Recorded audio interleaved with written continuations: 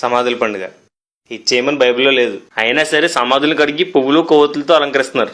అసలు సమాధుల పండుగ ఎందుకు చేస్తున్నారు చెప్పగలవా? క్రీస్తు పునరుద్ధానాన్ని ప్రకటించడానికి. ఆహా, క్రీస్తు పునరుద్ధానాన్ని ప్రకటించాల్సింది సమాధులకా సమాజానికా? అది క్రీస్తు పునరుత్థానుడు అయినప్పుడు కొందరు స్త్రీలు శిష్యులు సమాధి దగ్గరికి వెళ్ళారు కదా, దాన్ని గుర్తు చేసుకుంటూ మేము కూడా వెళ్తున్నాం. క్రీస్తు మూడో దినాలు లేస్తానని చెప్పినా నమ్మని అవిశ్వాసులే సమాధుల దగ్గరికి వెళ్ళారు. అందుకే ఆ తర్వాత ప్రభు వారి అవిశ్వాసం బట్టి వాళ్ళని గద్దించాడు. నువ్వు విశ్వాసవా అవిశ్వాసవా? నీతిమంతులు జ్ఞాపకం చేసుకోమని బైబిల్ చెప్తుంది కదా, వాళ్ళని జ్ఞాపకం చేసుకోవడానికి అక్కడికి వెళ్తున్నాం. వాళ్ళ కోసం ప్రార్థన కూడా చేస్తున్నాం.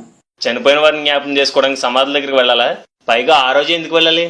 ఒక వ్యక్తి చనిపోగానే అతను పాతాళంకో పరదేశకు వెళ్ళిపోతారు కదా, ఇంక సమాధుల దగ్గరికి వెళ్ళి ప్రార్థించే వాళ్ళ లాభం ఏంటి? మనుషులు కల్పించుకున్న ప్రతి పద్ధతి వెనకాల కారణాలు ఉంటాయి, సంజయశీలు ఉంటాయి. కానీ అవన్నీ దేవునికి అవసరం లేదు. ఆయన చెప్పింది చేయాలి, చెప్పిందే చేయాలి.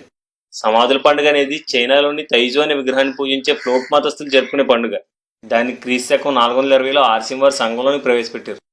అన్యులు కనుక ఇలా సమాధులను అలంకరిస్తుంటే వారు సమాధులను ఆరాధిస్తున్నారు అంటూ అభాసిస్తాం. కానీ మనం మాత్రం కొవ్వొత్తులు పువ్వులతో సమాధులను అలంకరించడానికి ఏమాత్రం వెనకాడం. సమాధులను అలంకరించడం అజ్ఞానం, చనిపోయిన వారి కోసం ప్రార్థించడం అవివేకం. సమాధుల పండుగ ఒక అన్ని సాంప్రదాయం. అన్ని సాంప్రదాయాల్ని వ్యర్థమైన వాటిని అనుసరించే వారికి తీర్పు తప్పదు. ఏంటి అజ్ఞానం?